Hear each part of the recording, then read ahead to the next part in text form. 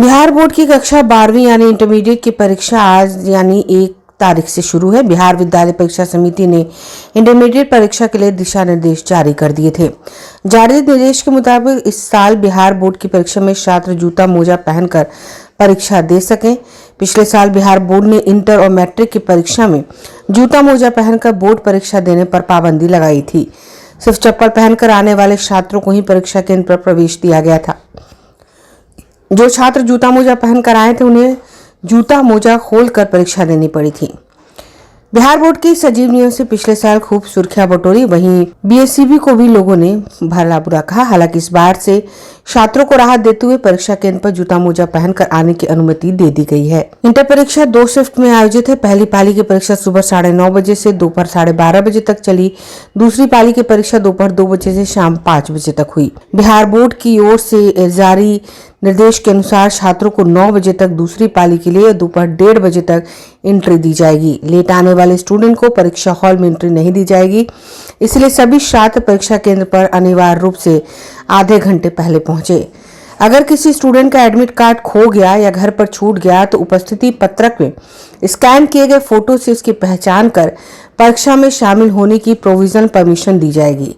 यही नहीं, स्टूडेंट को परीक्षा हॉल में क्वेश्चन पेपर कलेक्ट करने और उत्तर पुस्तिका को पढ़ने और समझने के लिए 15 मिनट का अतिरिक्त समय दिया जाएगा।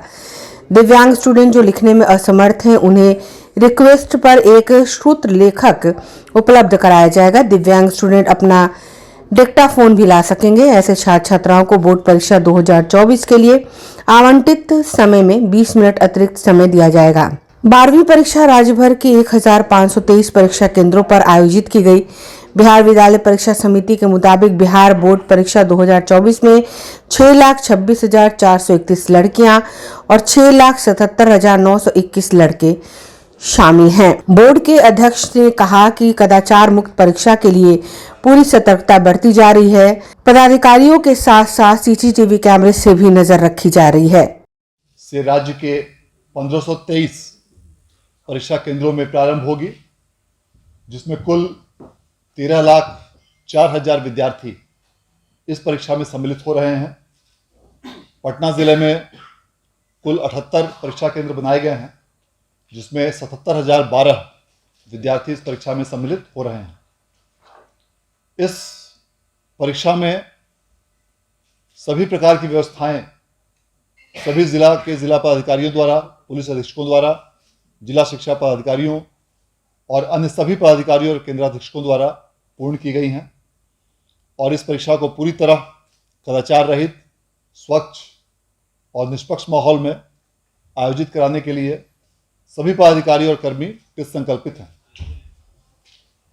परीक्षा केंद्रों पर सभी अभ्यर्थियों को परीक्षा प्रारंभ होने के आधे घंटे पहले तक ही प्रवेश की अनुमति दी गई है और इस आशय की सूचना सभी परीक्षार्थियों को पूर्व में ही अखबारों में विज्ञप्ति के माध्यम से दी जा चुकी है और उनके प्रवेश पत्र पर भी इस आशय का स्पष्ट उल्लेख किया गया है कि किसी भी परिस्थिति में आधे घंटे के बाद, परीक्षा शुरू होने के आधे घंटे जब बच जाएंगे, उसके बाद उनको प्रवेश की अनुमति नहीं दी जाएगी। अतः सभी परीक्षार्थियों से मैं यह अनुरोध करना चाहूँगा कि वे सही समय पर परीक्षा केंद्रों पर पहुँचे। अमूमन ऐसा देखा गया है कि परीक्षा के पहले दिन ट्रैफिक व्यवस्था या अत्यधिक भीड़ होने के कारण या अन्य कई कारणों से कई बार शहरों में जाम की स्थिति उत्पन्न होती है, जिस कारण से कभी कभी परीक्षार्थियों को समय पर पहुंचने में कठिनाई होती है। इसीलिए यह अपेक्षा की जाती है कि आप पर्याप्त समय लेकर परीक्षा केंद्रों पर पहुंचें ताकि किसी भी परिस्थिति में आपकी परीक्षा न छूटे। प्रथम पाली की परीक्षा जो 9:30 बजे प्रारंभ होगी, उसके लिए 9 बजे के पूर्व परीक्षा केंद्रों पर पहुंचना अनिवार्य है और द्वितीय पाली की परीक्षा जो 2 बजे प्रारंभ होने वाली है, उसके लिए 1:30 बजे अपराह्न के पूर्व परीक्षा केंद्रों पर पहुंचना अनिवार्य होगा। सभी परीक्षा केंद्रों पर 200 मीटर की परिधि में धारा 144 प्रख्यापित की गई है, जिसके अंदर किसी भी अनऑथराइज्ड व्यक्ति अर्थात अनधिकृत व्यक्ति का प्रवेश पूरी तरह वर्जित रहेगा। परीक्षा केंद्रों पर सभी प्रकार के इलेक्ट्रॉनिक उपकरण, मोबाइल, इलेक्ट्रॉनिक वॉच इत्यादि को ले जाना प्रतिबंधित किया गया है और यदि किसी भी व्यक्ति के पास यह पाया जाता है तो उसे जब्त कर प्राथमिकी दर्ज करने की कार्रवाई की जाएगी। पहले अपने आवेदन पत्र को अच्छी तरह से एक एक फील्ड को देख लें। डेट ऑफ बर्थ, नाम, पिता का नाम, माता का नाम, नियोजन इकाई, कैटेगरी, आरक्षण श्रेणी, डिफरेंटली एबल्ड श्रेणी और अन्य जितने भी फील्ड्स उनको भरने हैं उसको वो पूरी तरह रिव्यू कर लें और रिव्यू करने के बाद जब वो संतुष्ट हो जाएं कि मेरे द्वारा दी गई सारी विवरणी सही है, तभी वो सबमिट बटन पर क्लिक करें और उसके पश्चात फॉर्म भरा जाएगा। यदि किसी कारणवश उनके द्वारा भरे गए फॉर्म में कोई त्रुटि पाई जाती है तो इसके बाद इस फॉर्म की समीक्षा जिला शिक्षा पदाधिकारी के कार्यालय में की जाएगी और डीओ ऑफिस से उस फॉर्म को एक्सेप्ट या रिजेक्ट उसको किया जाएगा। जिस शिक्षक अभ्यर्थी द्वारा सभी विवरणी सही भरी जाएगी और जो इस परीक्षा में बैठने हेतु योग्य होंगे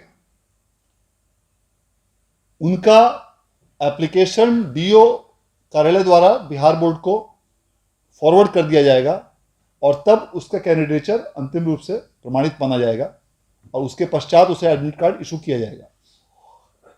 लेकिन यदि किसी अभ्यर्थी के विवरणी में त्रुटि होती है तो यदि वह अभ्यर्थी योग्य है, परीक्षा देने योग्य, तो त्रुटि के साथ उसके लॉगिन में वापस डीओ ऑफिस से वह फॉर्म भेज दिया जाएगा और तब उसको मौका दिया जाएगा एडिट ऑप्शन का कि जो भी उसने त्रुटि की है उस शिक्षक अभ्यर्थी ने किसी भी फील्ड में सरकारी अभिलेख के अनुसार उसको वो सुधार करके दोबारा फॉर्म भर सके।